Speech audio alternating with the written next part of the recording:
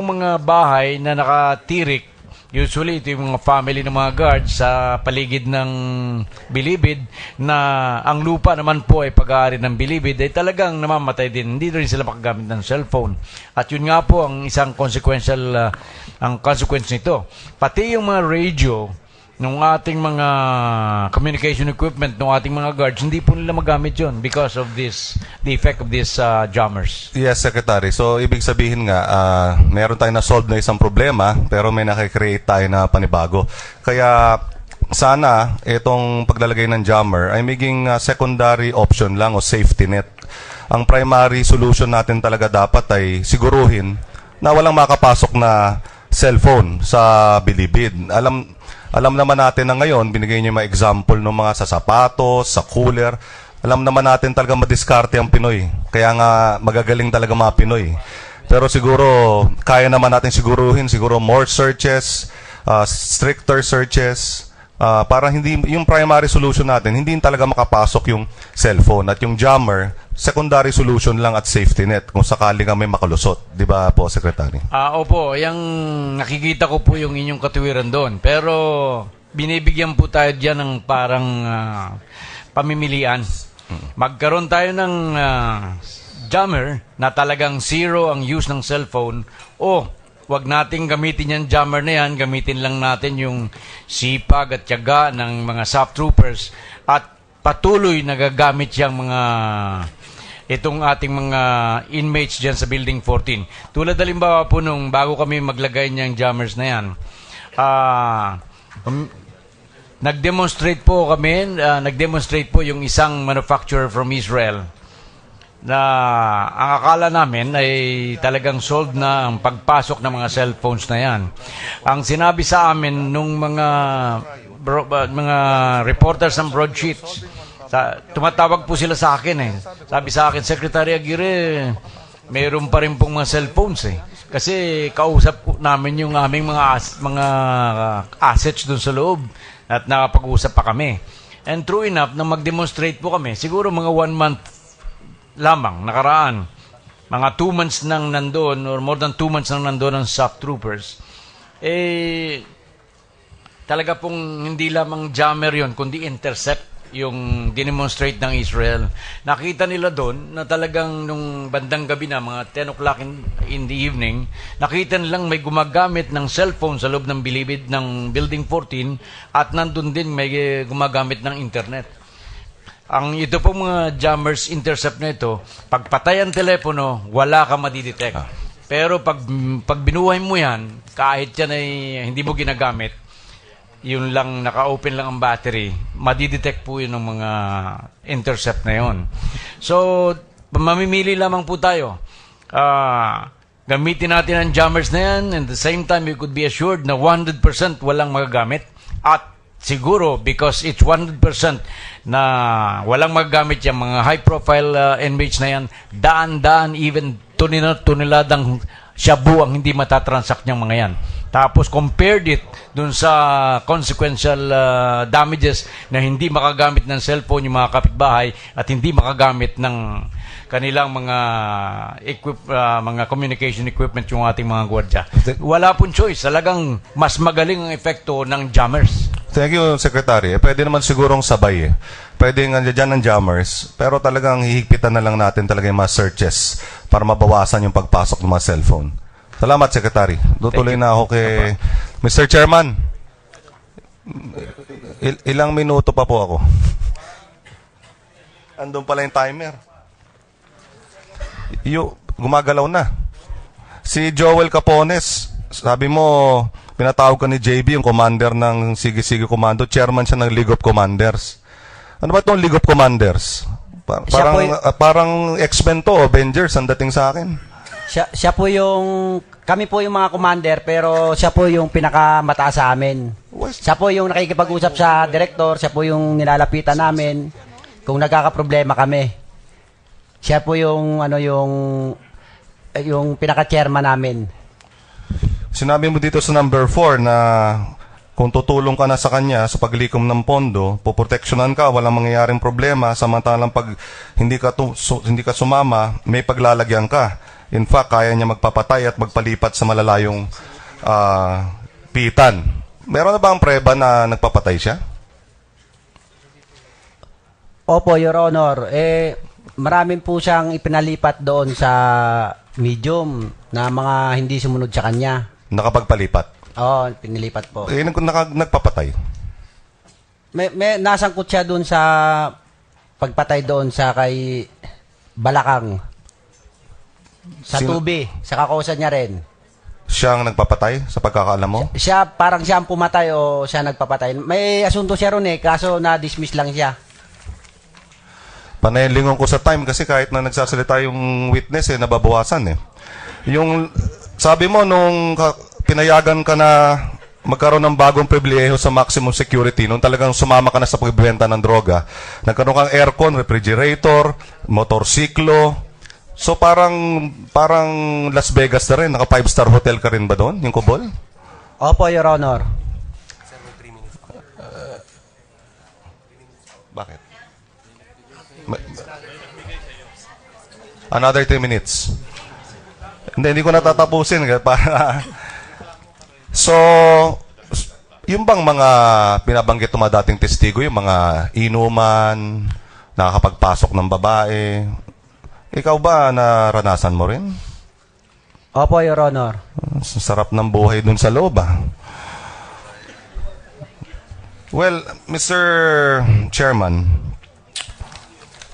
actually, I'm done with my... Sige, kung ano matitira kasi kinakalabit na ako ng dalawa sa kanan ko, humihingi ng oras. I cannot fathom. It's unacceptable for me that convicted inmates in the Bilibid during that time can live like kings. Whereas millions of Filipinos, our brother and sister Filipinos who are supposedly living in freedom, are actually suffering from the prisons and chains of poverty. Parang it is ironic. Parang we are painting the wrong picture. Kasi may nakausap na ako mga constituent ko na tricycle driver, na nangangalakal lang, basta legal lang kanilang pinagkukunan ng onting pitya para mapakain ng pamilya nila, malagay ng pagkain sa lamesa, magbigay ng baon sa kanilang mga anak. Tapos sa loob pala pwedeng ganun. So parang sabi nga nung dalawang nakuusap ko, Sir, mas okay pa pala. Doon na lang kami, gumawa kami ng krimen. Doon kami sa loob ng Bilibid. Mas masarap pa pala ang buhay doon. No, it's unacceptable, Mr. Chairman. So kung ngayon, sabi nga ni Secretary Aguirre, halos nawala na lahat yan, sana may pagpatuloy natin yan. Excuse me, sir. Your Honor, pwede po ba ako magsalita? Tapos na ako dun sa interpellation. Tungkol lang po dun Mr. sa Witness. kapatid ko. Mr. Kasi Chairman. Witness, you're not recognized. I'm already wrapping up. Yeah, please continue, Congressman Maceda. Yes, so all I'm saying is, as legislators, is an inquiry in aid of legislation. Maybe we have to find a way to prevent this type of situation from happening again. Like, for example, making laws that will provide stricter penalties or stricter rules inside penal institutions. Second, we can define the offenses that are committed by the violation of such rules, either by inmates or prison guards themselves. And third, providing the penalty for such violation, among others, and such other measures.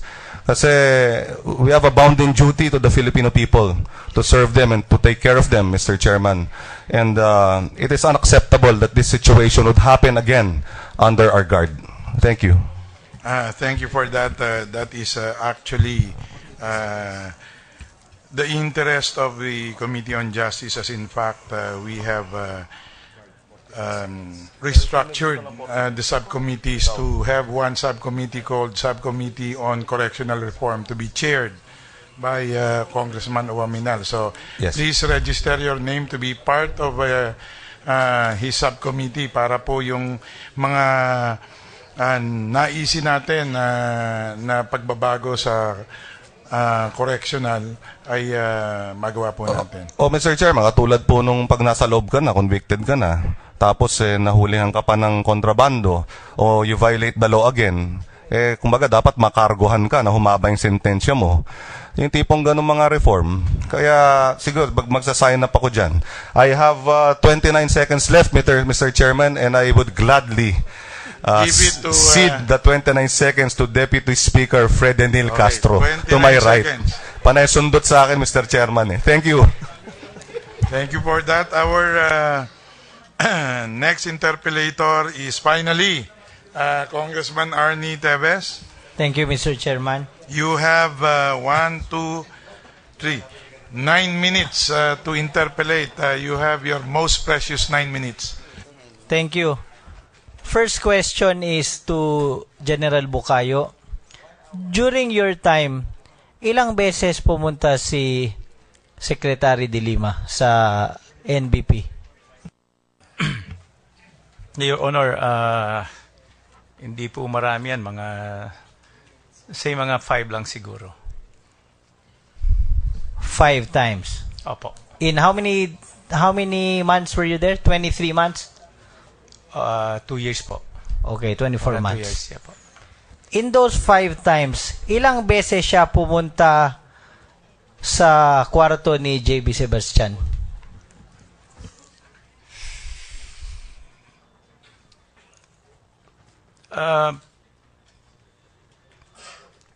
Wala ho eh.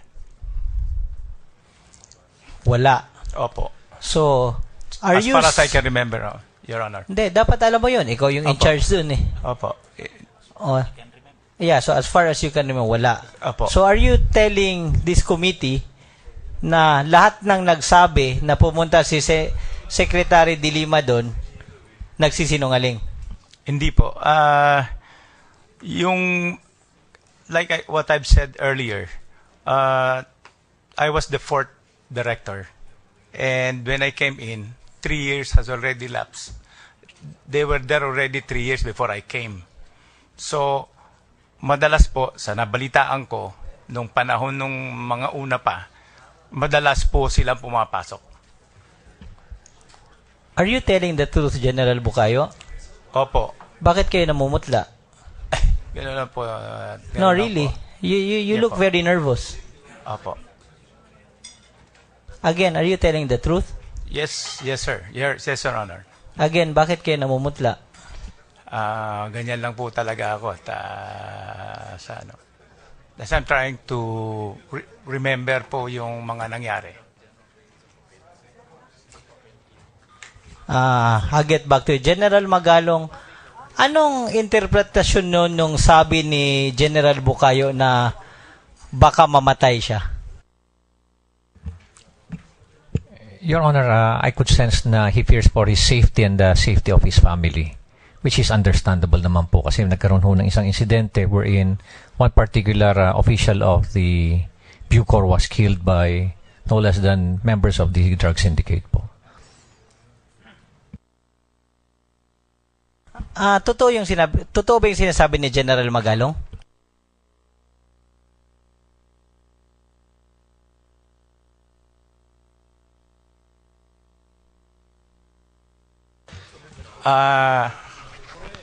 Yung statement po na patay ako dyan, ganun lang yun po. No. Can you repeat, General? Hindi niya yata narinig eh. Your Honor, nung nag-uusap po kami, na-sense ko po sa kanya na talagang kinakabahan siya sa safety ng family niya, sa safety rin ng sarili niya. Understandable naman po dahil there was one particular instance wherein an official of the Bucor was actually killed just outside of the penitentiary, just outside of the colonial ng drug syndicate po. Do you confirm what General Magalong is saying? Tama po rin yun. Ako rin po ay tao lamang na nag-aalala din po na and under threat sa mga unknown people. You know. Kanina ka pa kasi tinatanong niyan, ngayon mo lang sinabi. Kanina iba yung sagot mo, dalawang congressman yung nagtanong kung tungkol sa kamatayan. Ang sinabi mo kanina, natatakot ka na magkagulo sa loob. That's why I really think you're not telling the truth. Kanina sabi you're- mo, natatakot ka na magkagulo. Ngayon, Opo. tinanong ko kung ano if you confirm sinasabi ni Magalong that your life is threatened. Opo. Hindi naman po inconsistent. Tinitignan ko po yung may sinabi kasi siya dati nung pumunta po ako sa kanya at ang sabi niya, mamamatay ako dyan. Ini-explain ko lang po how it was, anong context. Ang context po po yun ay gusto ko lang po linawin sa kanya na kung hindi po mapaplano ng gusto ang pagre-raid doon sa loob, ito po ay magiging madugo dahil po doon sa terrain o yung sitwasyon doon na yung 14,000 inmate po doon ay hindi po restrained. Wala po tayo, ang kulungan po natin ay walang rehas. Naglalakad lang po ang mga inmate doon. Bakit nyo inunahan mag-raid si General Magalong?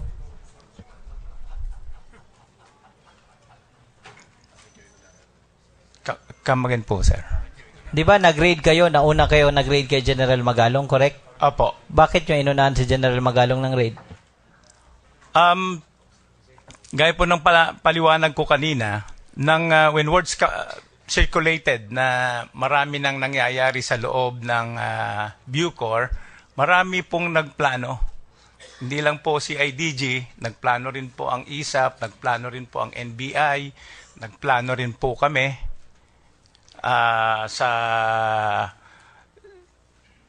upang ma-neutralize itong organized crime group na nangyayari doon. So, gaya din ng sinabi ko kanina, when we were planning, in one of our plans, tinanong ko po si Secretary at sinabi ko, ma'am, am I going to inform the CIDG? Ang sabi niya po ay, no need. So, yun po ay respected the decision of the Secretary.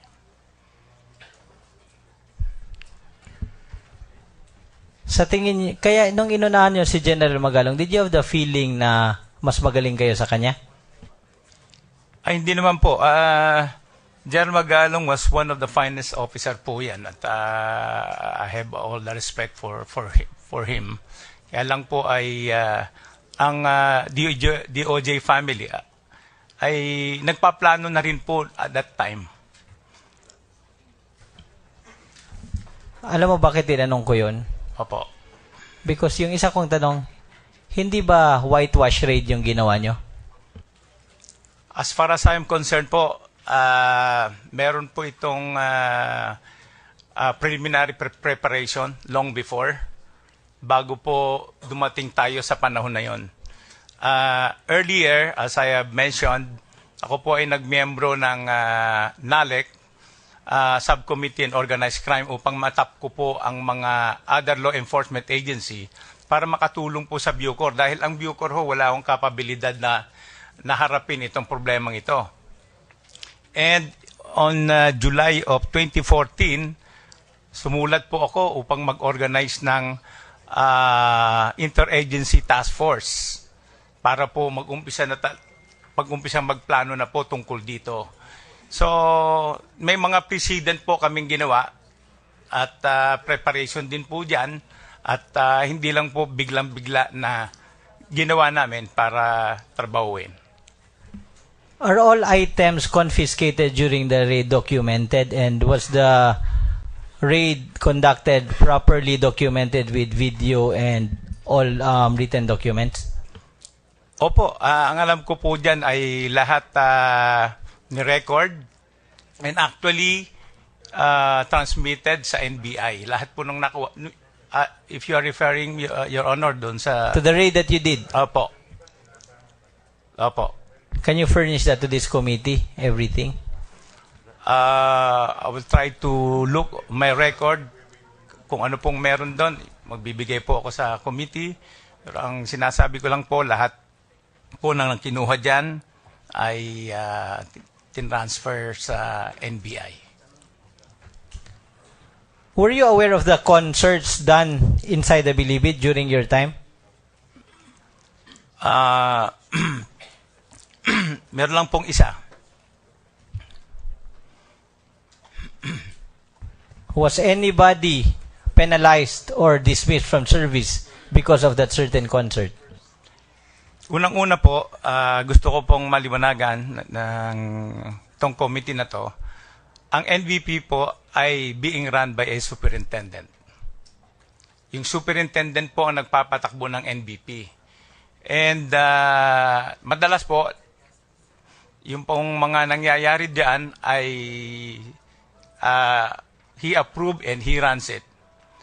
So, except for perhaps meron po kasing isa na inaplayan nila na tungkol po doon sa isang activity ni Kulangko na ina-awardan siya ng platinum. Yun lang po ang dumaan sa akin at pinaaprubahan sa secretary.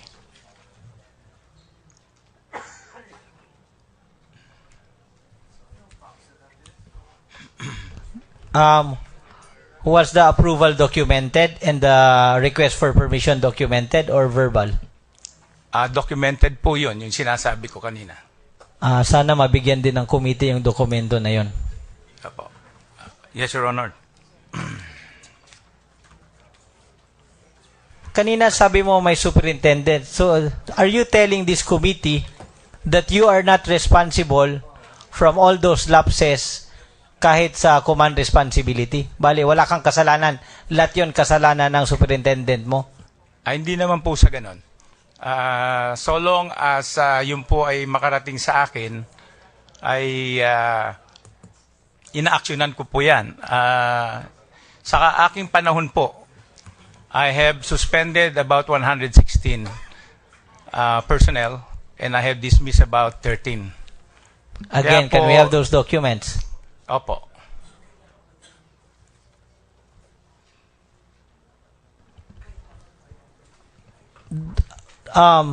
Sa tingin mo, meron ka ring contribution sa nangyayari doon sa loob? Meaning, weren't you partly responsible for the proliferation of all these things inside the Bilibid prisons? Whether through neglect or pabaya of your duty or pinabayaan or nakapikit or nagbibingian, stuff like that? Hindi po. Wala po.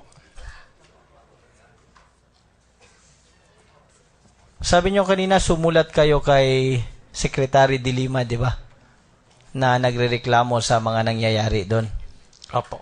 Oh, can you furnish this committee with that letter? Yes, Your Honor.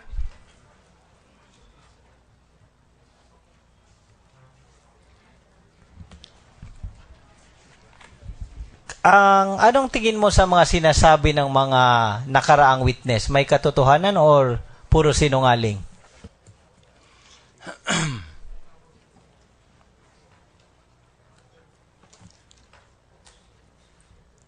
As far as I'm concerned, Your Honor, doon po sa sinasabi nila sa akin, wala pong katotohanan. Hindi sa'yo. Yung sinasabi nila sa pangkalahatan sa loob ng Bilibid Prison. Dapat alam mo yun. Ikaw yung head doon, di ba?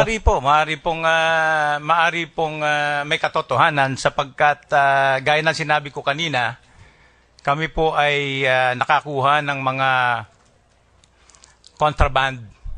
In 2013, more than 3,000 contraband po yung nakuha. In 2014, mga 5,000 po yung nakuha. Hindi po kasama yung mga nakuha during the raid ng December.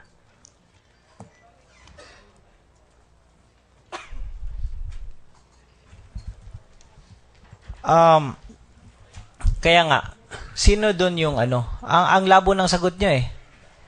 Sino doon ang nagsisinungaling at sino ang nagsasabi ng totoo sa mga witness? Sa mga naalam mo lang. Your Honor,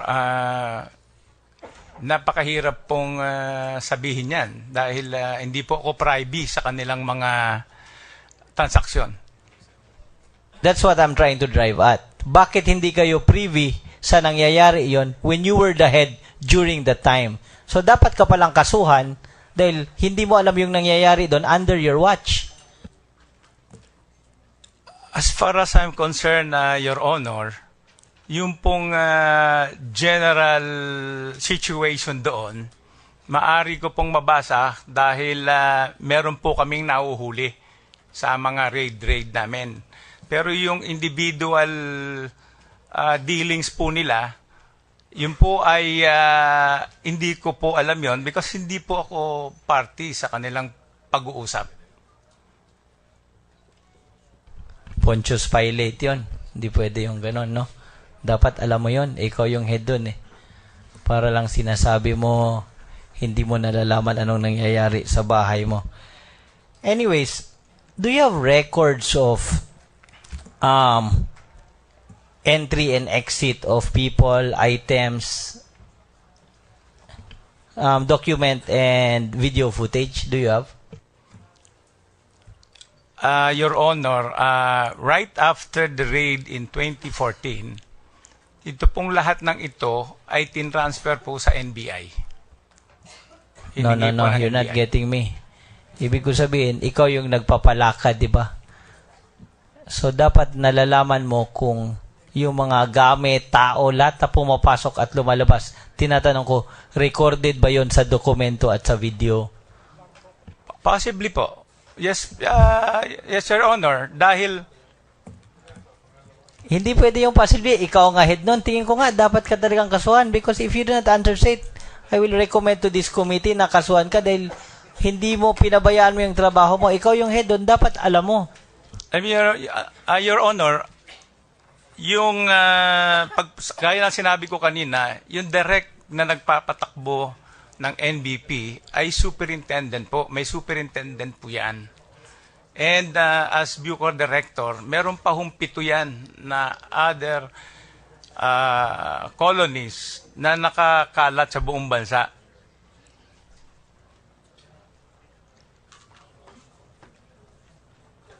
Anyway, that will be my last question dahil hindi, mahirap po. Tingin ko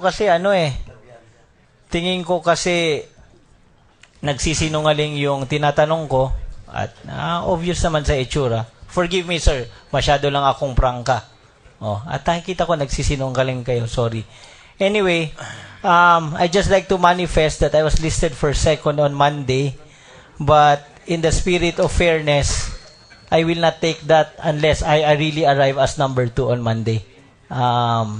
Sinasabi ko lang. And yung remaining time ko, 2.5. ang daming naghihingi. Paghatian na lang natin sa ano. Ha? Sige, we will distribute that. Yeah, pag-distribute na lang. Thank you, Mr. Chairman. Maraming salamat, Congressman Teves.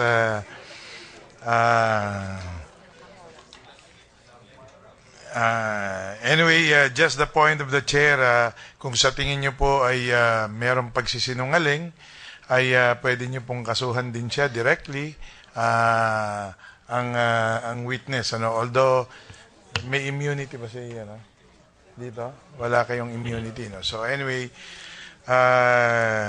that's the call of whoever feels that he can he does not believe and therefore baka meron kayong ebidensya, then file the case as necessary, but not this committee. So next interpellator is Congressman Rocamora. Nandiyan pa ba? Thank you, Mr. Chair. I would like to start my... Kong, mahaba ba yung iyong Actually, I intend to ask 1, 2, 3, 4, 5, but I'll just go along and see if I could finish everyone. But Sige, if not, you can then- probably have 1 minute of the time of Congressman Teves. Thank you, thank you. So 4 minutes in all. Okay. I will start with Jonel Sanchez Tan. Okay. You claim to have seen the sex video of former DOJ Secretary Lala De Lima. This is correct. Yes, sir. And you are really sure that it's her. Yes, sir. You want to maintain that? Yes, sir. Do you know that you are not covered by any immunity? Yes, sir. Okay, now let me tell you this. Do you know that the Department of Justice itself has declared that there is no authenticated sex video of Laila de Lima? Do you know that? Hindi ko po alam yun, sir. Oh. Knowing that now, would you still maintain your statement? Nakita ko po kasi, sir, sa cellphone ni Dayan. So you're maintaining despite that statement from the DOJ? Yes, sir. Okay. Now, do you hold any bad feelings towards the former secretary of the DOJ?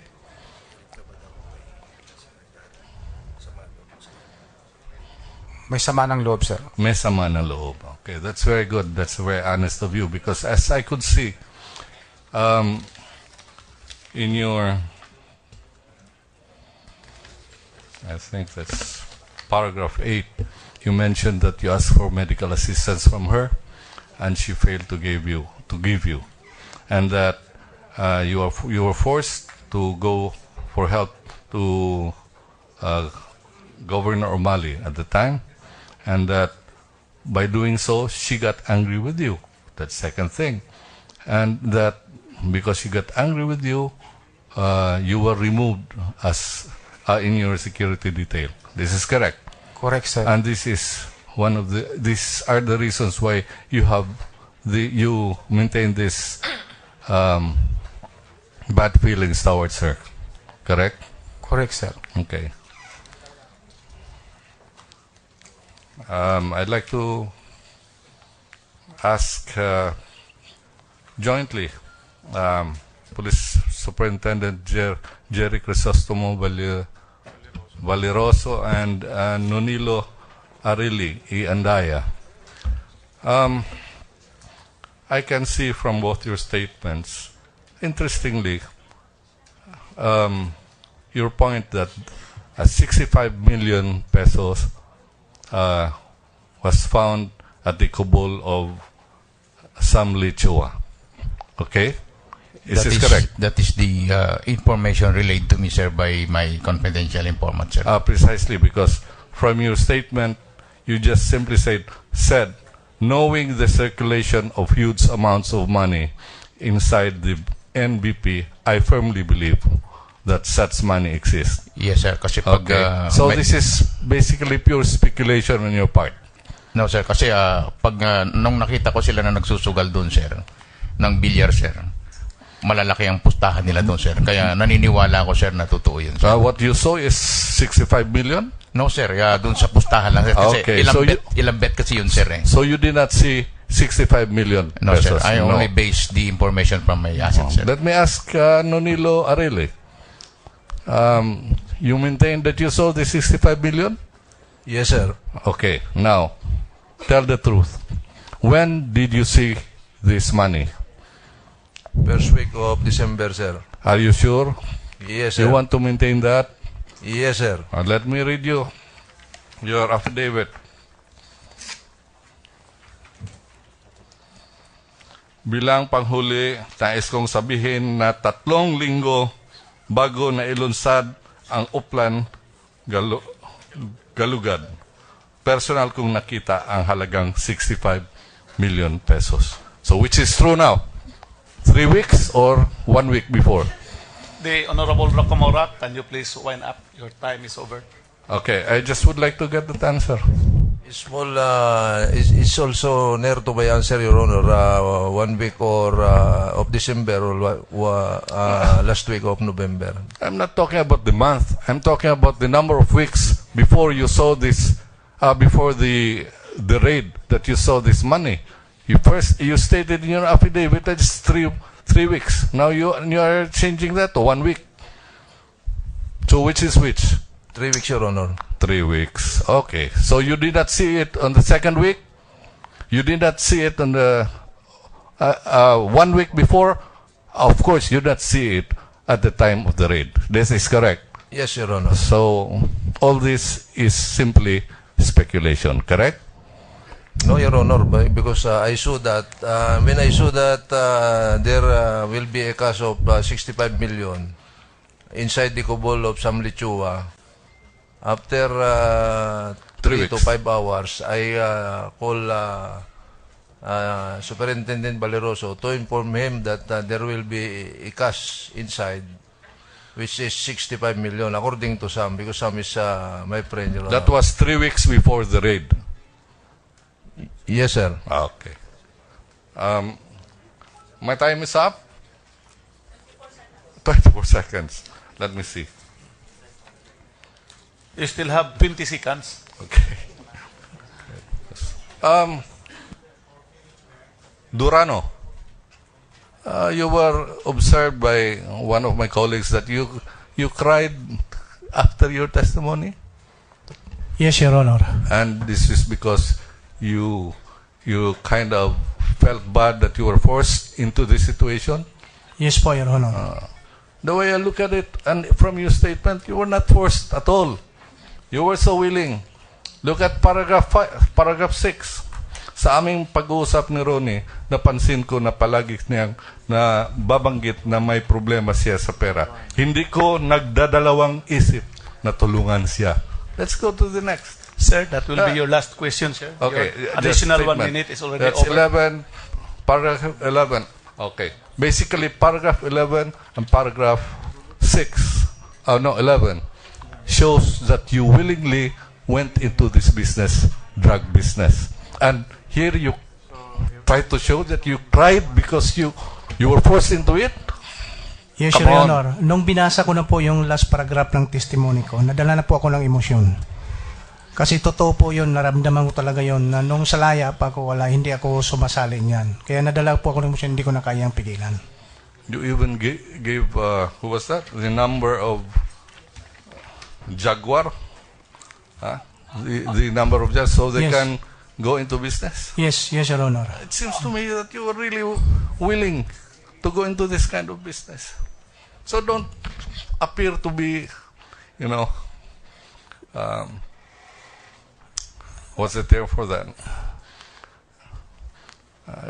Don't try to fool this committee into believing that you know.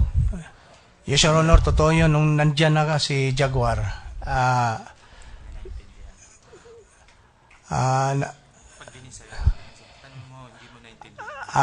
pwede Bisaya lang, Your Honor. Dahil. Okay. Ako rin nga, ayog ipakita diri nga, mura ka og nagguol nga napugos ka na. Kaya sa imong statement din, willing makakayang nisulod aning negosyo ha. Sa last paragraph nung binasa ko na yun, Your Honor, That's the last. lumabas talaga yung emosyon ko. Okay. Hindi po ako nagkukunwari. Sir, Okay. Okay, that's all. Thank you very Mr. much Chairman. for bearing with us. May I request somebody to please translate those closing testimonies. Actually, it was a translation in Cebuano of an earlier statement, Mr. Chair. Which is what? Para lang maliwanag. Not to show certain emotions, supposedly because he was forced into this business, because it appears that from your statement that you willingly went into this. That's all. Okay, thank you for that. Okay. This time, the chair recognizes the distinguished deputy speaker from the. Okay. Not the distinguished deputy speaker. You'll be the next. It's the time of our distinguished vice chairman, Congressman Ching Biloso. And I think Congressman Ferrer, Congressman Cesar Sarmiento, and Congressman De Vera yielded their time to Congressman Veloso. So you have 12 minutes. Let me follow up the questioning of the Honorable Rocamora.